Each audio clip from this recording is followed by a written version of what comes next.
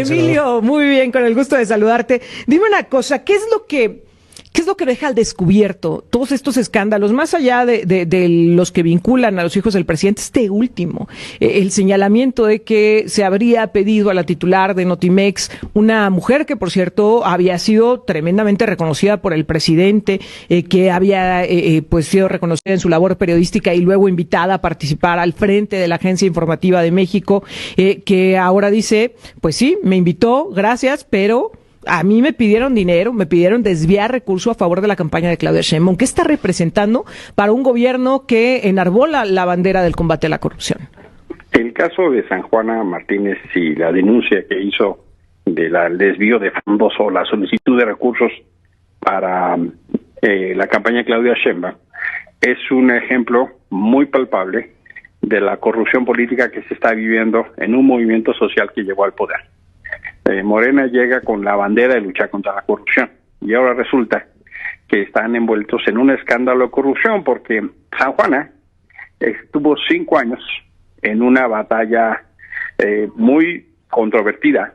Sí. Notimex, la agencia del Estado mexicano que ya decidieron desaparecer, estuvo en huelga y gastaron 500 millones de pesos al año, no sabemos en qué. Hay toda una enorme discusión y el presidente decidió defenderla una y otra vez. Todo el aparato de gobierno y el sistema de medios públicos gubernamentales salieron en su defensa. Hoy San Juana sale a decir que le están pidiendo dinero de su liquidación y de la de los trabajadores para la campaña, que hace eco, nos hace recordar las denuncias que presentó Marcelo Ebrard cuando la campaña interna en Morena. Y me parece entonces que eso pone al descubierto 3 cosas. La primera, la narrativa de la lucha contra la corrupción es eso. Es una narrativa, pero es una pobre y mediocre realidad. La segunda es toda la estructura que habíamos construido de la nueva fiscalía y los casos emblemáticos se convirtieron literalmente en la nada.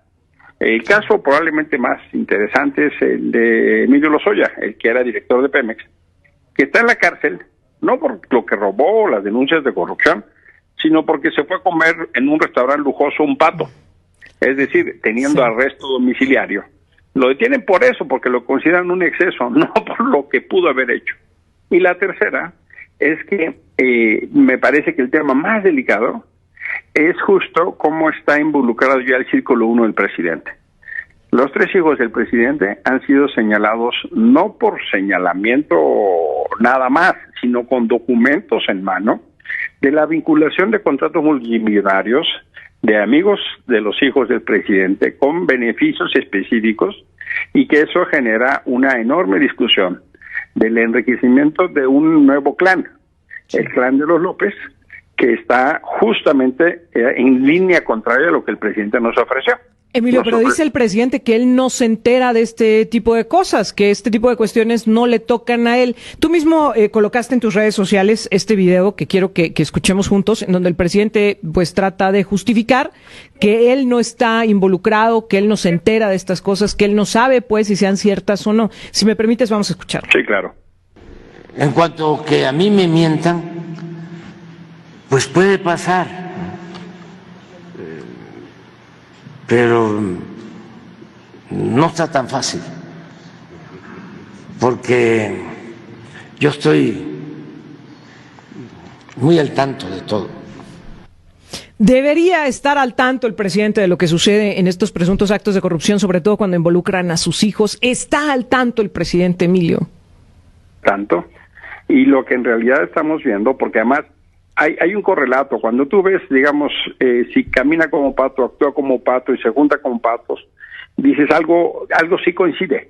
Ves una enorme cantidad de recursos y has visto a lo largo de estos meses un derroche extraordinario de propaganda gubernamental a favor de los candidatos de Morena.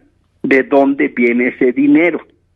Y me parece entonces que ahí empieza a haber consonancia con la realidad, empieza a haber eco, empieza a ser observable. Yo no creo que el presidente López Obrador, con la minucia de detalle que sigue las cosas de gobierno, no esté enterado de su familia. Honestamente, es una persona distinta a la que yo creo que es, porque él es un hombre acucioso y que sigue estas cosas. Lo mismo pasa con el caso de su hermano, los famosos sobres que nos dijo, no, pues son donaciones para el movimiento. En su caso son donaciones, en los de los otros son corrupción. Lo mismo pasó con su prima. Claro. Y ahora con sus hijos, pues es doble vara, ¿no? Pero a ver, senador, ahí hay un punto clave, porque incluso Andrés Manuel no se ha encargado de decir, no es cierto, que respondan mis hijos, ya están grandes, Absolutamente ¿no? cierto. Fíjese, ayer contestó, y ayer lo hablábamos Erika y yo con el auditorio, y contestó, fíjese, lo cito textual, Andrés Manuel dijo, me gustaría ir al infierno para ver a cuántos me encuentro. Y hasta dijo, porque lo que están diciendo es mentira. Solamente fue lo único que dijo, pero no se ha encargado de llevar a los hijos. Ya ve que la mañanera es... Y de presentar las la pruebas, que palestra sería lo pública. más importante, ¿no? Si Sí. el que nada debe, nada teme, pues sería él el primero en estar aclarando este tipo de situaciones. Lo que tú mencionas, Jonathan, creo que es la línea de flotación. El presidente no ha podido desmentir, no ha podido demostrar lo contrario y trata de distraer la atención de distintas maneras. Culpa al mensajero, ¿no? Se agarra tratando de desvirtuar la discusión con Loret o con algunos otros casos en materia de derechos humanos. Yo tanto en tanto soy cliente frecuente, en fin. ¿Usted? Ya Sí, estoy- claro. Sí. Ya estoy por pedirle calendario porque todas las semanas me saca, ¿no? Digo, bueno, estamos empezando el año, los clientes frecuentes se O les que da vaya haciendo una calendario. colecta de 10 pesos cada que te menciona, Mínimo, Emilio. mínimo. Pues de perder bolsita para el mandado, pues, ¿no? Oiga, senador, pero ¿por qué lo trae tanto a usted ya que lo puso el tema, en la cabeza? Porque incluso, cito lo que él dijo, lo acusa de pseudo activista, pseudo senador, y usted recordará que ahorita trae la reforma a desaparecer los organismos autónomos, Sí. pero la CNDH se salva, CNDH que usted presidió. La verdad es que el presidente es bueno para los espejitos, ¿no? Tiene un problema muy severo de seguridad. La crisis de lo que está pasando en Chiapas, pero de lo que está pasando en Zacatecas, pero lo que pasa en Sonora, lo que pasa, y mismo los secuestros de los migrantes, en algunos casos mismo lo que ha pasado en San Luis, o lo que pasa en Tamaulipas. El presidente distrae la atención. Y efectivamente la agenda de derechos humanos, que es una agenda importante, le está estallando en las manos. Pero la parte más importante de su equipo ya se fue Encinas, ya se fue quien trabajó varios años dando cara por él en la Comisión Nacional de Búsqueda, Carla Quintana, ya reventó el caso Ayotzinapa. Y el presidente cree que pudiendo atacar a los organismos internacionales de derechos humanos, a los defensores en México o a legisladores, él cree que se puede distraer la atención, pero para mí el caso más serio es cuando las víctimas le dicen, usted nos dio la espalda, usted nos traicionó. Ya los papás de los 43 se lo reclaman y él se enoja por eso, y busca a quién pasarle la factura. Yo le agradezco el bonito concepto en que me tiene, que promueva mis redes y que cree que yo tengo ese alcance, le agradezco, pero honestamente el problema no soy yo. Claro. El problema es que la política pública de derechos humanos de este país es, pues, por decirlo amablemente, miserable. Ahora, Emilio, se supone que este país está diseñado en su democracia para que haya contrapesos y equilibrios. El presidente, el próximo 5 de febrero, va a presentar una serie de iniciativas, por decirlo menos, que preocupan. Entre ellas, esta eliminación de 10 organismos autónomos. Y que, además, el listado de organismos autónomos no es tan grande, prácticamente les estaría tocando a todos. En medio de esta situación y de este riesgo, obviamente la apuesta es el equilibrio de poderes. Sin embargo, el presidente también está apostando por eliminarla, porque ha hecho este llamado a votar carro completo, le ha dicho a la gente, ¿no? Todo por el Morena, todo por el Movimiento de Regeneración Nacional, para ya no tener que toparse con el freno o con la incomodidad que le genera el diálogo con el legislativo.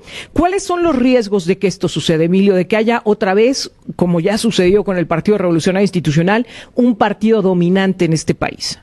Lo que tenemos que ubicar como punto de partida es que lo que el presidente está haciendo es violando la ley. Él no puede llamar a votar por su partido. Eso está prohibido por ley. Y el presidente lleva ya más de 30 sanciones por el INE y el tribunal. Es el presidente de la historia que más ha violado la norma electoral. El presidente es el presidente de todos los mexicanos, sean de PRI, PAN, Morena o sin partido, de izquierda, de derecha, católicos, judíos, agnósticos, es de todos. Él tiene que comportarse como un hombre de Estado. Él luchó por esas leyes, porque vivió en su camino la intervención de los gobiernos y cambiaban en ese sentido las cosas. Hoy que él está en el poder, está haciendo eso, pero peor. Probablemente el caso emblemático es cuando en 2006 él le reclamó a Vicente Fox el cállate de Chachalaca. Bueno, ahora lo que estamos viviendo es una chachalaca atómica. O sea, el presidente un día y otro día se mete en las elecciones, y esta reforma electoral, esta reforma al plan C que le llama, que es de los autónomos y el Poder Judicial, es en realidad el pretexto del presidente para meterse a las elecciones. Eso es ilegal, es ilegítimo, es indebido. No toca que el presidente de todos los mexicanos se ponga a empujar la boleta de quien él considere. Claro. Eso de saque. Y lo segundo es, una parte muy importante de esa reforma está muerta, porque es una reforma constitucionales, y él no tiene los votos. ¿Por qué no tiene los votos, Erika? Pues porque el pueblo de México no se los dio.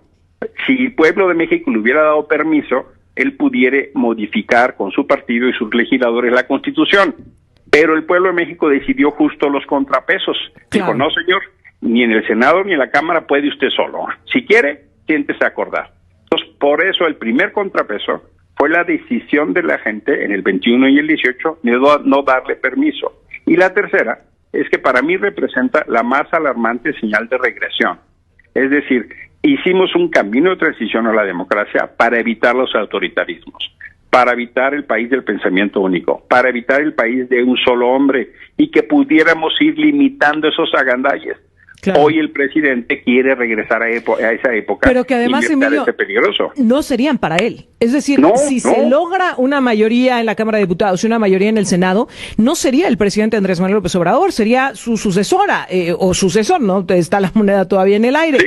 Es decir, le estaría entregando un gobierno pues totalitario a otra persona. Lo que parece es que el presidente extraña los tiempos del partido único, del partido hegemónico, que solo el tronido de un presidente es la voluntad. ¿Qué horas son las que usted quiera, señor presidente? Parece que el presidente López Obrador extraña esos tiempos, y me parece entonces, para compartirlo con la gente de San Luis Potosí, tengamos claro que lo que se juega en el 24 no solo son opciones partidarias, es el futuro por los próximos 30 años. Y por eso es tan importante que tengamos claridad. Si no defendemos la democracia ahora, luego va a ser más difícil. Emilio Álvarez y Casa, te agradezco enormemente que nos permitas platicar contigo, la generosidad de tu tiempo de compartir estas ideas con nosotros, y como lo dices, pues que la gente pueda discernir, ¿no? Que tenga elementos para tomar mejores decisiones. Te agradezco mucho. Muchas gracias, un fuerte abrazo y hasta San Luis, buena semana. Igualmente, muy buenos días. Emilio Álvarez y Casa platicando con nosotros.